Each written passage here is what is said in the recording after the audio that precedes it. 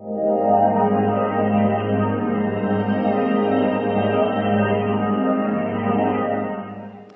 I'm beginning a new series here at the beginning of this new year. It'll take us through January and February. The series is entitled Sacred, Recovering the Life We Have Lost. And the opening text is from the book of Acts, chapter 17. And I would like this morning just to be able to talk to you. I may slip into the preaching mode at some point, you never know. But that isn't so much what I've come to do today. I want to talk, I want to communicate, I want to, maybe to use a cliche, I want to share my heart, that sort of thing. Amen? Acts 17, verse 28. For in Him we live and move and have our being, as even some of your own poets have said. For we are indeed His offspring. Let me tell the story. Paul had come to the famous city of Athens, the center of Greek wisdom and religion. And as he walked about the city, he beheld that the city was highly religiously observant. And he beheld many temples, many altars, many idols to many gods. Then he came upon an altar that was inscribed to the unknown God. They knew of many gods, or so they thought. But they also had this instinct that there was an unknown God that they hadn't yet been able to know. And Paul saw that, and he took note of that. Finally, he was accorded an opportunity to speak to some of the leading thinkers of the city. And he was brought to the Areopagus, or Mars Hill. And there he began to talk to them, and he began to commend them for their religious inclination. It was not manipulation, it wasn't mockery, it was sincere. He said, I observed that in all things you are very religiously observant. That's good. And as I began to see your objects of worship, I beheld an altar inscribed to the unknown God. That's who I want to talk to you about. And he began to talk about the nature of the unknown God, who of course is the true and living God. And then eventually he moved on to announcing that this God had broken into history through Jesus of Nazareth, who was crucified but raised from the dead and was now the true reigning king over the nations. Amen and amen. It's interesting to me that Paul commends the religious impulse of the Athenians. Paul commends their religious inclination because God wills that we should seek after Him. As Paul says, we should seek God, hoping to find Him and feel our way toward Him. But of course, without the guidance of revelation, without God's direct assistance, we will inevitably go astray. And that's what is meant by idolatry. Worshiping a wrong idea about God. And so without God choosing to sovereignly reveal Himself, the quest, though commendable, is fated to end in idolatry. Now, the great advantage of the Jewish people, Paul asks this question in the book of Romans. What is the advantage of the Jewish people? Oh, he says, great in every way. And first of all, they received the oracles of revelation. That is, they received the Scriptures through which God was making Himself known unto the world. Nevertheless, the Gentile quest for God, though fated to make great mistakes, is still commended. It's appropriate that we should talk about this on the day before Epiphany. The Gentiles were seeking God, getting much wrong, but still the search, the quest is commended.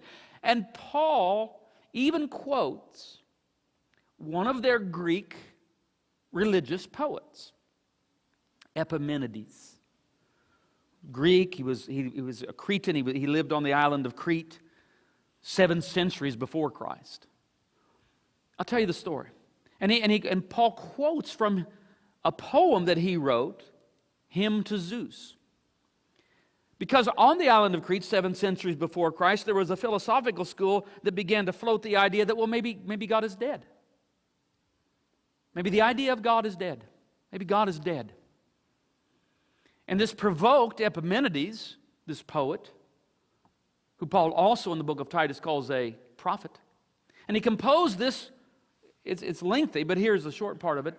He composed this poem, Hymn to Zeus, and in the Hymn to Zeus, he says, "They fashioned a tomb for you, O high and holy one." Cretans are always liars, evil beasts, lazy gluttons.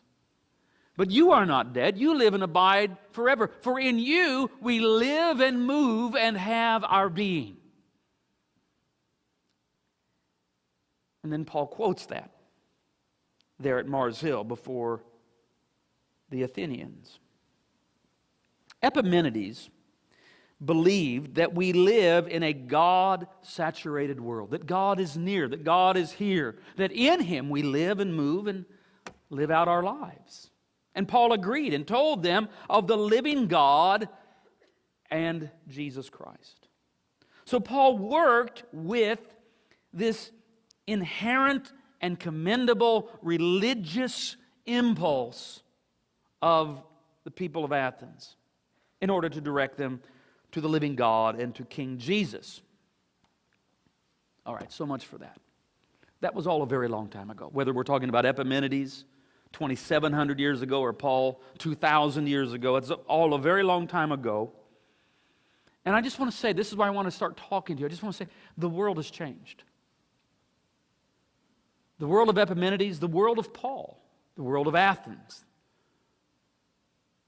is not the world that you live in 2014, in Western society, in America, in the early years of the 21st century.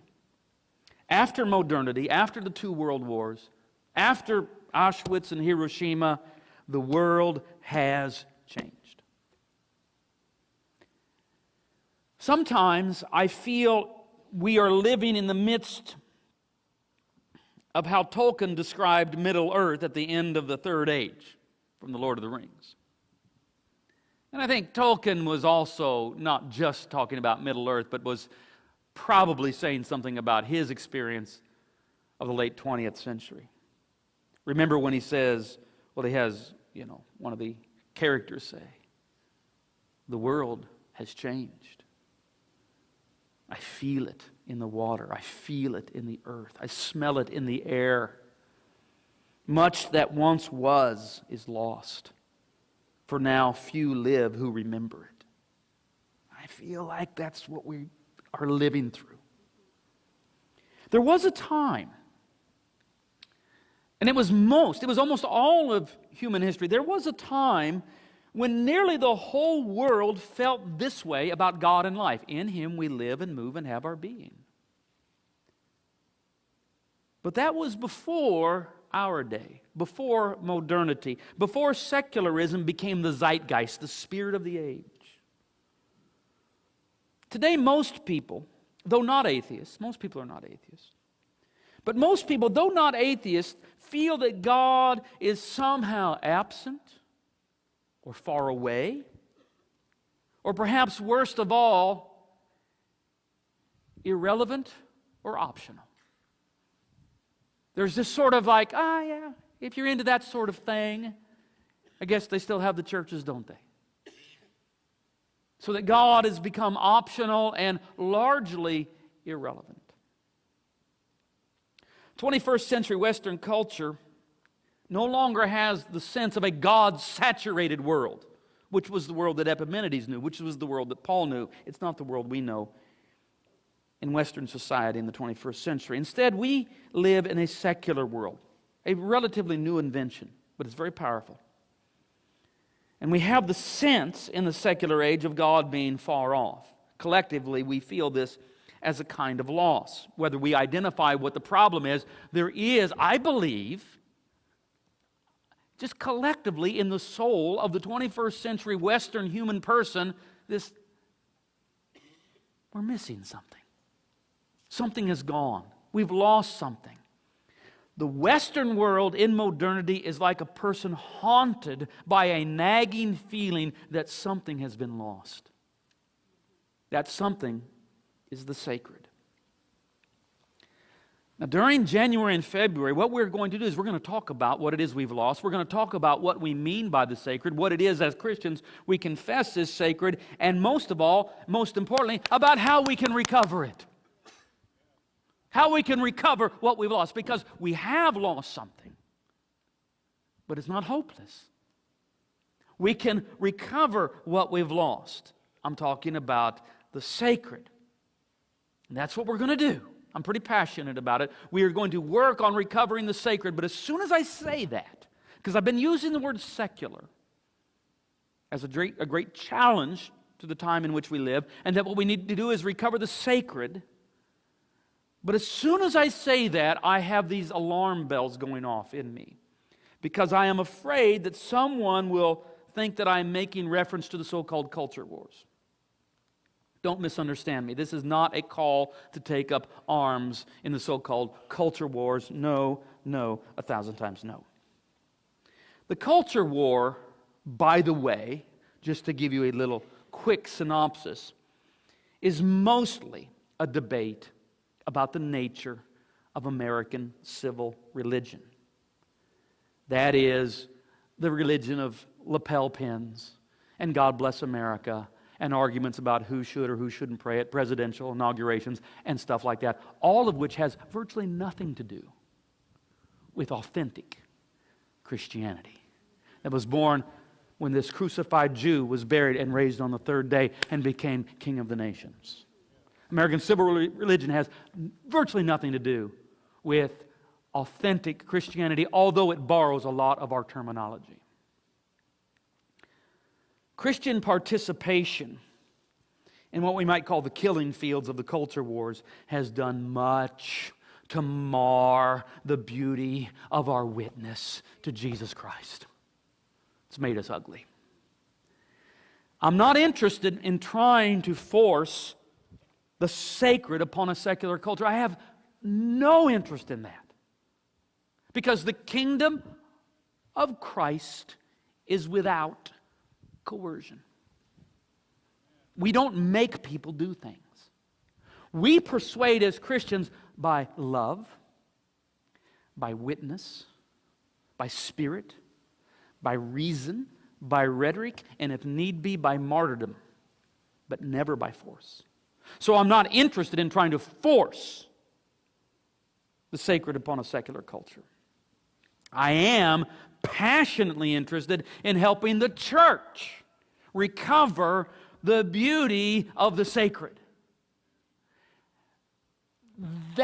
This needs to happen.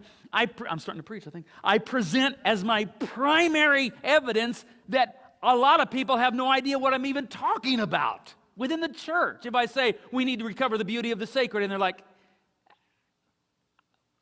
what? We need steeples or what? I don't... It's sacred beauty, not angry protest, that can make Christianity alluring again.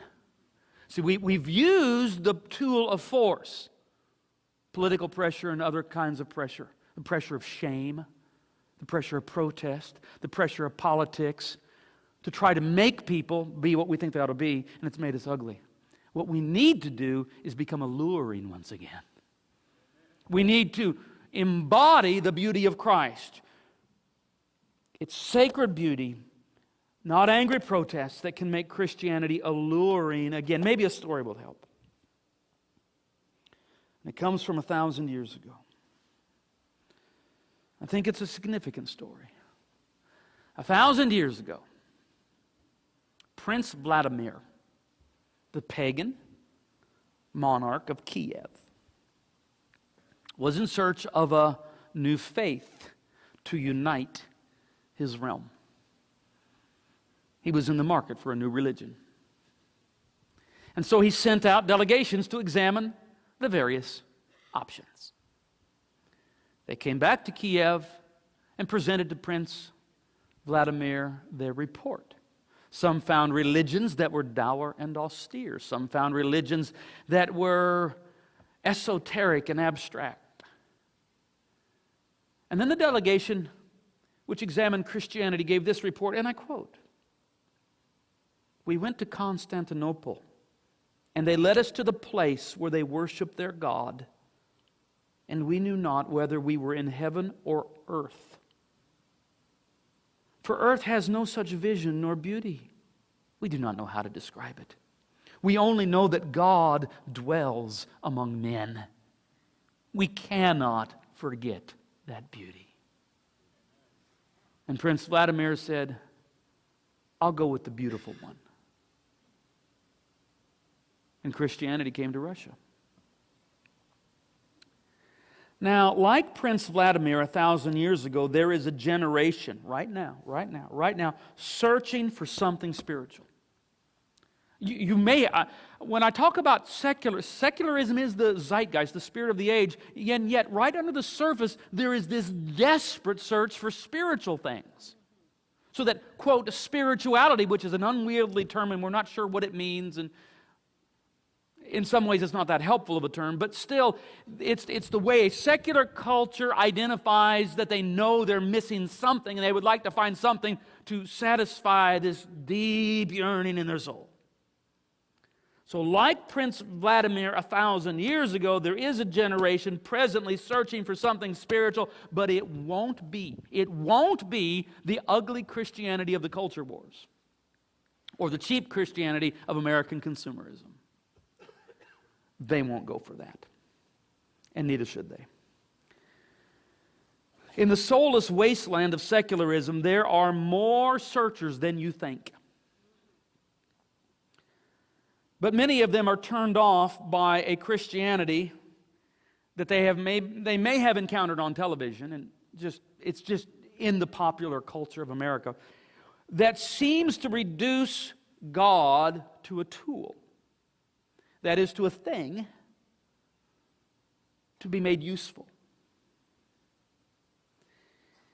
A utilitarian Christianity says that, it doesn't come out and say it, but in all of its actions and all of its sermons and its books and the way it presents itself, it presents the idea that you, if you know the right stuff, can use God to get more money, to become a greater success, or even have better sex.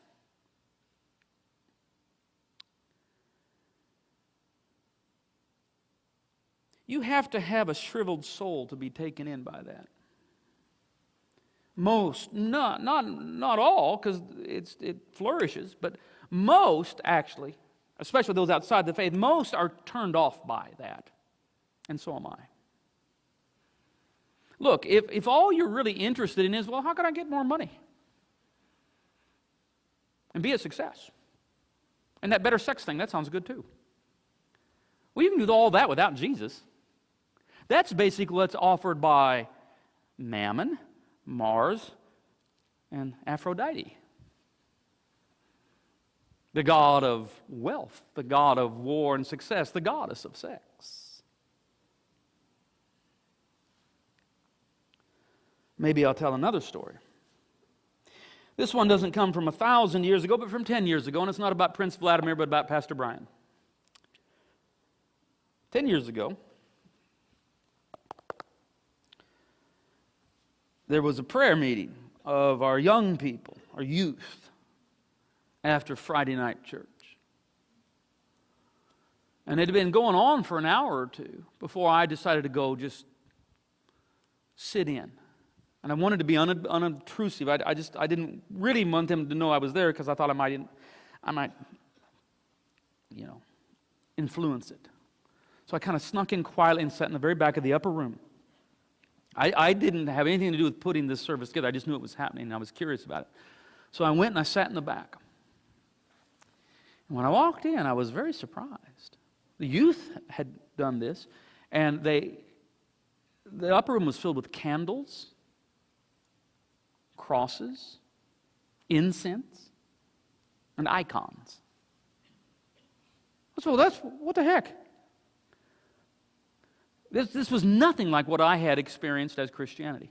In fact, it was pretty much what I was, I wouldn't say I was against it, that's that tradition stuff. But I sat in the back, and I just observed, I just watched. I listened to their prayers. I just was in that moment. And I began to write some things down. I brought out my moleskin notebook from 10 years ago. This is a 10-year-old one. In fact, you can't read it, but I'm going to read parts of it to you. I sat in there that night, and I wrote down some notes. At the top, I wrote consumer Christianity, and I thought, okay, that's the problem. That was the first time I had that phrase as far as I know. And I wrote down words like a sacred place. I wrote down, we must not cater to the consumer itch that causes people to think, what can I get from God? To know God is its own reward. 10 years ago I wrote that down. Then I wrote this, consumerism destroys the soul. Then I got that star down at the bottom. A big change is coming to the church. We must embrace it or miss the next move. I wrote down the difference between, and I drew some crosses in there, see? I'm not a very good artist, you can tell that for sure. My penmanship is somewhat lacking too. The difference between consumer Christianity and cross-centered Christianity is the difference between Walmart and St. Paul's Cathedral or the Louvre. Because I wrote the Louvre, that's a better one. I wrote that one. I changed it. I said the difference between consumer Christianity that I'm very aware of and what I think we're supposed to be is the difference between Walmart and the Louvre. Aaron and Sarah gave me for Christmas a coffee table book filled with the masterpieces, reproductions of the masterpieces that hang in the Louvre. I enjoyed just going through that. I don't so much enjoy going to Walmart, but sometimes you got to do what you got to do. But one of the differences is you go to Walmart to get stuff. You can't get stuff at the Louvre. You try to take any of that stuff with you, there's going to be alarms and all kinds of things are going to go off. You go there for something to happen to your soul, not to get something.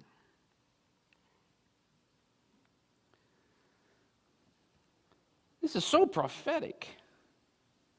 I wrote down, I am personally rejecting consumer Christianity for authentic cross-centered Christianity. Consumer Christianity is the parody of authentic Christianity settled for by shallow souls.